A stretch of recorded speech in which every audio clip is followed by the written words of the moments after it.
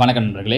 காலை எழுந்தவுடன் கணக்கு 72வது நாளுக்கான விடைகளை இந்த வீடியோவில் பார்க்க போகிறோம். அதுக்கு முன்னாடி பார்த்தீங்கன்னா, நேற்றுக்கு நம்ம இந்த கொஷின்ஸ் போட்டப்போ ஞாயிற்றுக்கிழமை அப்படின்னு கூட இல்லாமல் நிறைய பேர் அவ்வளோ காலையிலேயே பார்த்தீங்க அப்படின்னா கீழே கமெண்டில் ஆன்சர்ஸ்லாம் போட்டிருந்தீங்க.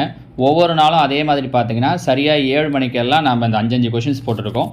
காலங்கட்டி அதை எழுந்து ப்ராக்டிஸ் பண்ணிங்க அப்படின்னாலே போதும். அன்றைக்கி முழுக்க நீங்கள் அடுத்தடுத்து வேறு ஏதாவது சப்ஜெக்ட் படித்தாலும் மேத்ஸ் போட்டு பார்க்குறீங்கனாலும் ஒரு கான்ஃபிடென்ட் இருக்கும். காலையில் நம்ம போடும்போது ஒரு 5 கணக்கில் 4 தெரிஞ்சிருக்கு, 3 தெரிஞ்சிருக்கு, இல்லை 5மே தெரிஞ்சிருக்கு அப்படின்னும் போதே பரவாயில்ல, இனி நம்ம படிக்கிறதுல ஓரளவுக்கு நம்ம ஞாபகம் இருக்கும் அப்படிங்கிற ஒரு பாசிட்டிவ் வைப்ரேஷன் இருக்கும். ஸோ டெய்லியுமே காலைல ஒரு 7 மணி போல் எழுந்த உடனே கூட இந்த கொஷின்ஸை ப்ராக்டிஸ் பண்ணி பார்த்தீங்க அப்படின்னா கொஞ்சம் நல்லாயிருக்கும். சரியா? ஓகே, அடுத்தது ஃபஸ்ட்டு கொஷின் பாருங்கள். 356 1/2 + 1/2 + 1/2 - 1.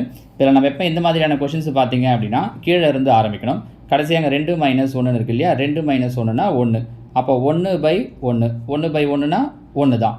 கூட என்ன இருக்குது? 2 2 + 1 2 1 3. அப்போ எந்த ஸ்டேஜில் வந்து நிற்குதுன்னா கீழே 2 + இங்கே பாருங்கள் மேலே 1. இது மொத்தமாக சுருக்கின பிறகு நமக்கு என்ன கிடைக்குது அப்படின்னா 3ன்னு கிடைக்குது. 1/3. அப்போ இங்கே பாருங்கள், இங்கே எல்சிஎம் எடுத்திங்கன்னா 2 6 6 + 1 7. அப்போ 1/7/3. 1/னா என்ன அர்த்தம்னா தலைகீழாக எழுதணும்னு அர்த்தம். அப்போ 7/3ங்கிறத தலைகீழாக எழுதணும் அப்படின்னா 3/7. So answer option B 3/7. சிலர் இது வரைக்கும் கண்டுபிடிச்சிருவாங்க. இந்த 1/ன்றதை கவனிக்காமல் 7/3 டிக் பண்ணுவாங்க பாருங்கள். அதனால தான் அந்த ஆப்ஷனை ஃபஸ்ட்டே வச்சுருக்கோம். சரிங்களா? அடுத்ததாக கேள்வி எண் 357 20 சென்டிமீட்டர் பக்களவாக கொண்ட கனசதுரத்திலிருந்து 5 சென்டிமீட்டர் பக்களவாக கொண்ட கனசதுரங்கள் எத்தனை வெட்டி எடுக்கலாம்? இதை பொறுத்த வரைக்கும் 2 டைமென்ஷனலாக 3 டைமென்ஷனல் பார்க்கணும். கனசதுரம் அப்படின்னாலே முப்பரிமாண வடிவம். முப்பரிமாண வடிவம் அப்படின்னா இப்போ அந்த பெரிய வடிவத்தினுடைய கன அளவை சின்ன வடிவத்தினுடைய கன அளவால் வகுக்கணும். இங்கே ரெண்டுமே கனசதுரம் தான்றதால கனசதுரத்தினுடைய கன அளவுக்கு ஃபார்முலா A3. அப்போ பாருங்கள், இதோட பக்களவு 20 சென்டிமீட்டர். அப்போ A3 அப்படிங்கிறதால 20 × 20 × 20 பை சின்ன கனசதுரம் பார்த்தீங்க அப்படின்னா 5.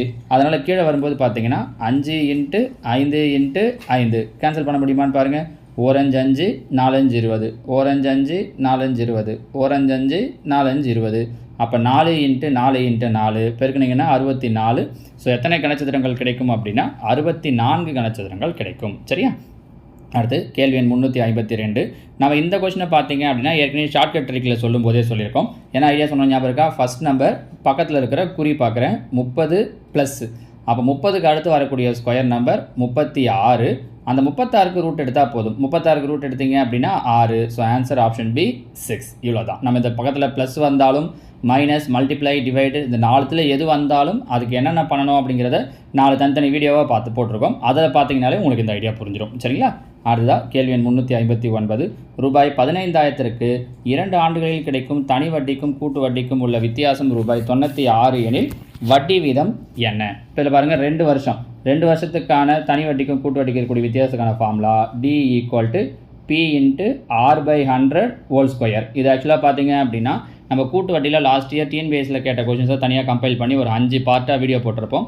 அதில் 5வது பார்ட்டு முழுக்க இந்த மாடல் தான். அதாவது 2 வருஷம் 3 வருஷம்னு கொடுக்குறாங்க அப்படின்னா தனி வட்டிக்கும் கூட்டு வட்டிக்கும் இருக்கிற வித்தியாசத்தை எப்படி கண்டுபிடிக்கிறதுன்றதுக்கு அதில் ஒரு 10-12 கொஷின் வரைக்கும் இருக்கும். அதை பார்த்தீங்கன்னா இந்த மாடல் இன்னுமே ஈஸியாக அதில் எப்படிலாம் கொஷின் கேட்குறாங்க அப்படிங்கிறது உங்களுக்கு ஈஸியாக புரிஞ்சிடும். சரியா? ஸோ ஓகே, இதில் பாருங்கள், பியோட வேல்யூ 15,000. அப்போ 15,000 இது வந்து 15,000 அசல் இன்ட்டு R/100. R தெரியாது, அதனால் R/100 ஹோல் ஸ்கொயர் அப்படிங்கிறதால R² பையில் 100 ஸ்கொயர் பண்ணுறோம் அப்படின்னா 2 0 4 0 மாறிடும். வித்தியாசம் கொடுத்துட்டாங்க. வித்தியாசம் டியோட வேல்யூ தான் எவ்வளோ கொடுத்துருக்காங்கன்னா 96. கரெக்டாக? அப்போ இங்கே பாருங்கள் 1 2 3 1 2 3 3 0 கேன்சல் ஆகிடும். 2 5 10 3 5 15. இங்கே பெருக்கல் இருக்கிற 3 ஈக்குவலுக்கு அந்த பக்கம் வந்தால் வகுத்தல். அப்போ கேன்சல் பண்ணோன்னா 1 3 3 3 9 3 6. இங்கே வகுத்தில் இருக்கிற 2 ஈக்குவலுக்கு அந்த பக்கம் வந்ததுன்னா பெருக்கல். அப்போ 32 2 பெருக்கிறோன்னா 64 கிடைக்கும். ஈக்குவல் இந்த பக்கம் மீதி என்ன நிற்கும் அப்படின்னா R². அப்போ R² வேல்யூ 64. So R = 8. அப்போ வட்டி வீதம் 8% ஆப்ஷன் ஏ. சரியா?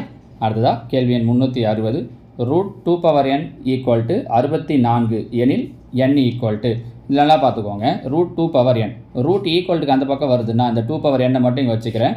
அந்த பக்கம் வருதுன்னா ரூட் வரும்போது பவரில் ஸ்கொயராக போயிடும். எப்படி ப்ளஸ் அங்கே வந்தால் மைனஸ் ஆகுதோ, மைனஸ் அங்கே வந்தால் ப்ளஸ் ஆகுதோ, அது மாதிரி இந்த ரூட் அங்கே வந்தால் ஸ்கொயராக வந்துடும்.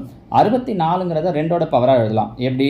2⁻6ன்னு எழுதலாம். அதாவது 2 6 வாட்டி பெருக்குனீங்க அப்படின்னா உங்களுக்கு என்ன கிடைக்கும்னா 64. அப்போ இதை நம்ம 2⁻6ன்னு எழுதலாம். அப்போ இங்கே பாருங்கள், 2 பவர் இது ஏற்கனவே a power m whole power n ஒரு ஃபார்முலா இருக்குது. அதாவது பவரில் இந்த 2 நம்பர் இருக்குன்னா இது ரெண்டுத்தையும் பெருக்கலாம். அப்போ இந்த பக்கம் 2 பவர் n இருக்கும். இங்கே இந்த r ரெண்டையும் பெருக்கணும், ஸ்கொயர் பண்ணக்கூடாது. அதுக்காக தான் மெயினாக சொல்கிறது. r ரெண்டையும் பெருக்கினீங்கன்னா r 2 12, பேஸ் ஈக்குவலாக இருந்தால் பவர் ஈக்குவல் பண்ணிக்கலாம். அப்போ இங்கே n இங்கே 12, ஸோ என்னோட வேல்யூ 12, ஆப்ஷன் டி. சரிங்களாமா? ஸோ இதுதான் நேற்று கொடுத்த 5 கேள்விகளுக்கான விடைகள். இந்த 5ல் உங்களுக்கு எத்தனை கரெக்டாச்சுன்றதையும் கீழே கமெண்ட்டில் சொல்லுங்கள். கூடவே இன்றைக்கி சொல்ல போகிற 5 கேள்விகளுக்கும் என்ன ஆன்சர் அப்படிங்கிறதையும் சொல்லுங்கள். இதில் பாருங்கள், காலை எழுந்தவுடன் கணக்கு 73வது நாளுக்கான வினாக்கள் பாருங்கள். 361. ஒரு கனசதுரத்தின் பக்க அளவு 25% அதிகரிக்கப்பட்டால் அதன் புறப்பரப்பு எவ்வளவு சதவீதம் அதிகரிக்கும்? இந்த மாடல் அதாவது பர்சன்டேஜ் அதிகமாகுதுன்னா கன அளவு இல்லை பரப்பெல்லாம் எவ்வளோ அதிகமாகுன்றதுக்கு நம்ம 2 வீடியோ போட்டிருக்கோம். அது பார்த்திங்கன்னா இந்த மாடல் இன்னும் ஈஸியாக புரிஞ்சிடும். சரியா? 362. 36 பேர் ஒரு வேலையை 18 நாட்களில் முடிப்பர் எனில் 27 பேர் அதே வேலையை எத்தனை நாட்களில் முடிப்பர்? இந்த மாடலில் கண்டிப்பாக டிஎன்பிஎஸ்சி ஆனாலும் டிஆர்பி ஆனாலும் 2 இல்லை 1 கேள்வியோ கட்டாயம் கேட்குறாங்க. அதனால் இந்த மாடல் ரொம்ப முக்கியமானது. சரிங்களா? அடுத்தது 363. ரூபாய் 1820க்கு மார்ச் 9, 2003 முதல் மே 21, 2003 வரை 7.5% தனி வட்டி வீதத்தில் கிடைக்கும் வட்டி தொகை எவ்வளவு? கேள்வி எண் 364. கீழ்கண்ட பட்டை விளக்க படமானது ஒவ்வொரு ஆண்டும் விற்பனையான ஒரு பொருளின் எண்ணிக்கையை குறிக்கிறது. பாருங்கள், அதோடைய எண்ணிக்கையை கீழே ஒவ்வொரு வருஷமும் எவ்வளோ அப்படிங்கிறது இந்த படத்தில் கொடுத்துருக்கோம். கேள்வி என்ன கேட்டிருக்கோம்னா 1979ஆம் ஆண்டில் இருந்த விற்பனையை விட 1980ஆம் ஆண்டு விற்பனை எத்தனை சதவீதம் அதிகரித்துள்ளது? சரிங்களா? 79, 80 எத்தனை % அதிகரிச்சிருக்கு அப்படிங்கிறத சொல்லணும். அடுத்தது 365. ஓர் எண்ணின் 5இல் 4 பங்கிற்கும் அதன் 65%த்திற்கும் இடையே உள்ள வித்தியாசம் 21 எனில் அந்த எண். சரிங்களா? இந்த 5 கேள்விகளுக்கு என்ன ஆன்சர் அப்படிங்கிறத கீழே கமெண்ட்டில் சொல்லுங்கள். நாளைக்கு இதுக்கான விளக்கமான விடைகளை பார்க்கலாம். தேங்க்யூ.